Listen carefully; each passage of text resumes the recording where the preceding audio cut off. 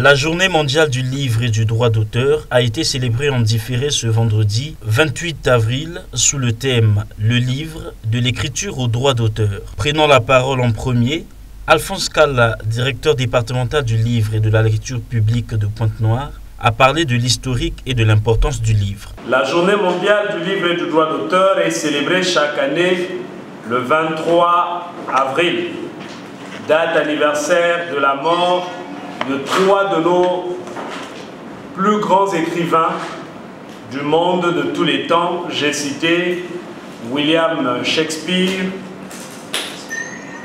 Miguel de Cervantes et Garcilaso de la Vega dit l'Inca. Maisons d'édition, librairies, bibliothèques, instituts culturels et associations d'auteurs se mobilisent aux quatre coins du monde pour promouvoir à cette occasion la lecture, l'industrie éditoriale et la protection de la propriété intellectuelle. Mais pour un enfant intelligent qui est devant un livre de littérature pour enfants, un livre peut être une solution à ces problèmes, du suspense et des frissons, un moment de partage, un voyage dans d'autres lieux et d'autres temps, et bien plus encore, il paraît qu'on peut même en écrire un. Un livre est un point de tranquillité. Le point sur la protection de la propriété intellectuelle dans le volet littéraire a été souligné par Wilfranc Clotaire Maba, directeur interdépartemental du Bureau congolais du droit d'auteur.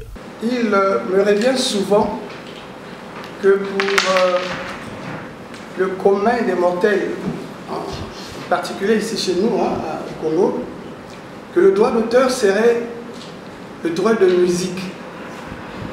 Parce qu'il nous est arrivé parfois d'interpeller certains usagers des œuvres de l'esprit et qui, pour eux, n'exploitent pas la musique, se disent « mais chez nous, il n'y a pas de musique, pourquoi le droit d'auteur ?»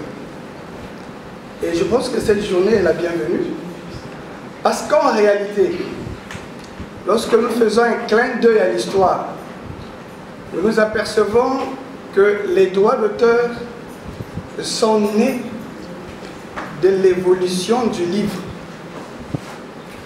Puisque au XVe siècle, lorsque Gutenberg invente l'imprimerie, cela va favoriser donc la production et la commercialisation du livre. Maurice Loubouakou, directeur des éditions LMI, a ensuite édifié les écrivains concernant leurs œuvres. On n'édite pas n'importe quoi, mais on pense éditer ce qui a de la valeur, ce qui peut rapporter. Et donc à ce moment-là, pour aider les écrivains, nous nous sommes attelés à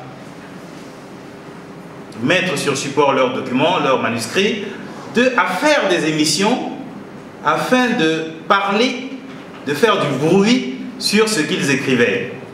En dernier lieu, une série d'échanges après les exposés, puis la présentation des primés de cette année, Hugueta, ainsi qu'Emmanuel Ngomanginza, auteur du livre Mvunguti, le rêve dans la tombe, au cours de cette cérémonie tenue en présence des acteurs culturels de la ville océane.